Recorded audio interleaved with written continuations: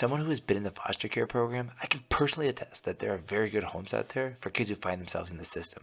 I had a wonderful foster parent who treated me like one of her own kids and even took me to Disney World before I was eventually able to live with my parents again. Unfortunately, my experience with foster care is not what many kids are experiencing.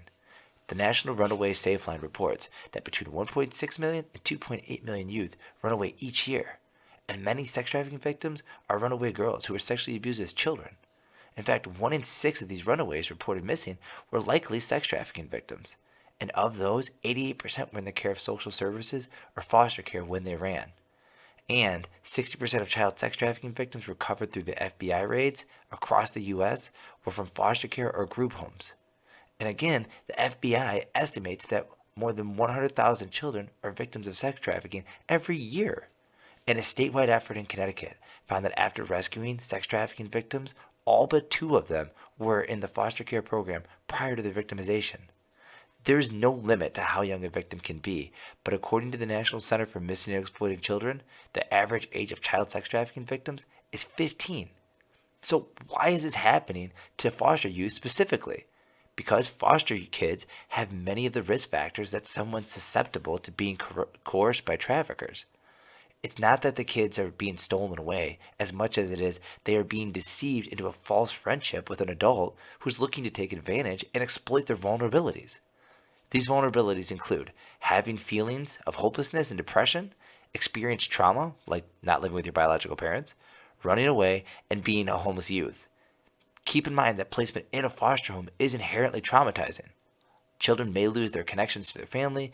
They also lose their connection to the places and people that they were familiar with, like school, friends, and teachers. Whether in a foster home or group home, nationwide, the average child in foster care moves placements or families 3 to 4 times. This instability makes it difficult for the child to create meaningful bonds with trusted adults. So even if they are abused, they may never reach out.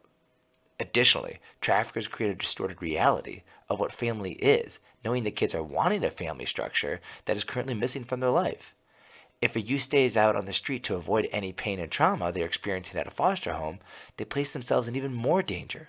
Multi-city studies indicate that over 10% of homeless youth interviewed engaged in survival sex, which is by definition sex trafficking, because exchanging anything for sex with a minor is sex trafficking, period.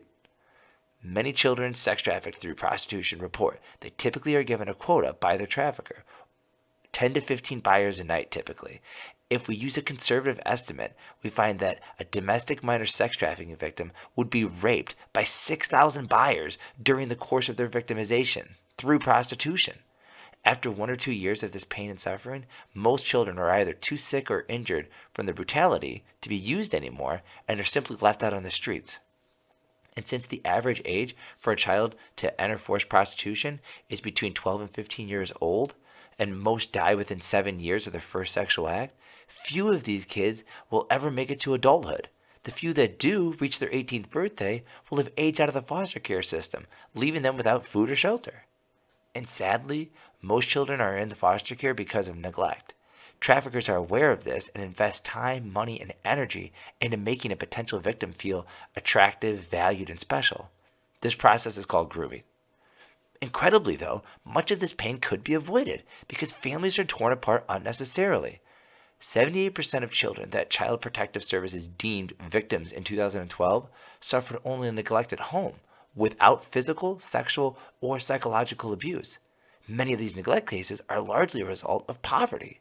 Instead of being split up, many of these families could have been better helped by family preservation services. Those services include training in budget and nutrition and more. Good news is that change is already here. A new federal law passed in 2019 was the most extensive overhaul of foster care in nearly 4 decades. This law is the Family First Prevention Services Act. The law changes the way child welfare services are funded by the federal government. Now, family is the new priority, and more money goes towards parenting classes, mental health counseling, and substance abuse treatment instead of going towards group homes. Only time will tell if the foster care system has been helped by the implementation of new legislation.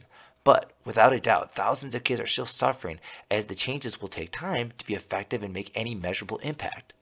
If you want to do something to help out now, you could become a court-appointed special advocate, with a relatively quick 30-hour training that would allow you to be an advocate on behalf of a foster child.